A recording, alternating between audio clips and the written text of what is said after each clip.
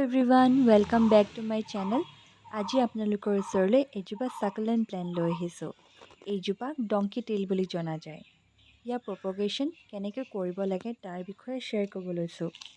মই নিজে ইয়াৰ যোনজোপা mother plan সেয়া কাটিঙৰ পৰা ৰেডি কৰিছিলোঁ। ভাবিলোঁ আপোনালোকৰ লগতো শ্বেয়াৰ কৰোঁ কেনেকৈনো ঘৰতে এইজোপা কষ্টলি প্লেন ইজিতে গ্ৰ' কৰিব পাৰি। মোৰ ইয়াত এইজোপা প্লেন অলপ কষ্টলি, সেইবাবে মই কষ্টলি বুলি কৈছোঁ। ঠাই বিশেষকৈ প্ৰাইচটো কম বেছি হ'ব পাৰে। প্ৰপগেশ্যন কৰাৰ দুটা মেথড আছে।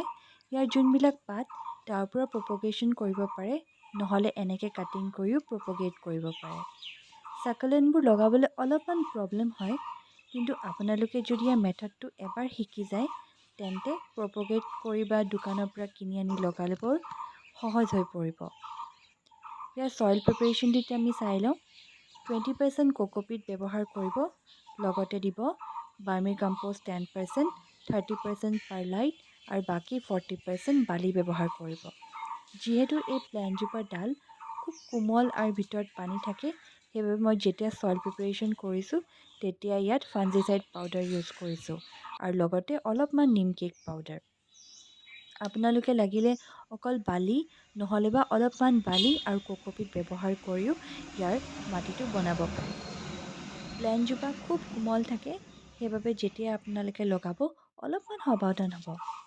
মই এইজোপা প্লেণ্ট হেংগিং বাস্কেট এটাত লগাইছোঁ। ভিডিঅ'টো কৰি থাকোঁতে ৰুবলৈ অলপ কষ্ট হয়, সেইবাবে মই আগতে ৰুই লৈছোঁ, তাৰপিছতে ভিডিঅ'টো কণ্টিনিউ কৰি আপোনালোকক দেখাইছোঁ। আপোনালোকে দেখিছেনে, মই ফাৰ্ষ্টতে ইয়াৰ তলৰ পাতকেইটা ছিঙি দিছোঁ, তাৰপিছত ডালকেইটো মাটিত লগাইছোঁ। ছিঙি থকা পাতকেইটা কিন্তু পেলাই নিদিব, তাৰ পৰা আপোনালোকে নতুন প্লেণ্ট পাব পাৰিব। ইয়াত দেখিছেনে, মই ইয়াৰ পাতকেইটা অকল মাটিত টাচ কৰি থকাকৈহে ৰাখি দিছোঁ।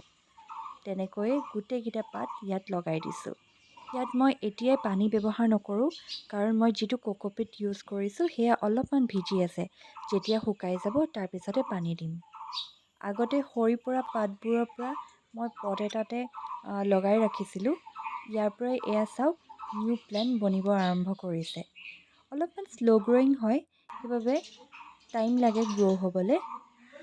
এতিয়া কাটিংবোৰ লগোৱা পটটো ৰ'দ পৰা ঠাইতহে ৰাখিব, কিন্তু গোটেই দিনটো ৰ'দ পৰা ঠাইও নহয়, অকল যাতে ৰাতিপুৱা 2-3 ঘণ্টা ৰ'দটো পৰে তেনেকুৱা জেগাতহে ৰাখিব।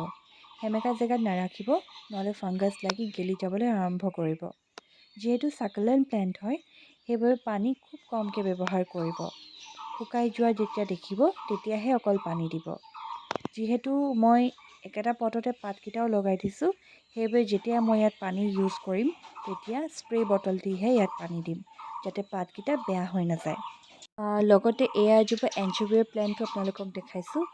সেয়া মই ওপৰৰ ভাগটো কাটি দিছিলোঁ, কাটি পিনি বেলেগকৈ গ্ৰ' কৰিছোঁ, আৰু এতিয়া কাটি দিয়া ভাগটোৰ পৰাই নতুনকৈ ডাল ওলাই আৰম্ভ কৰিছে গ্ৰ' হ'বলৈ।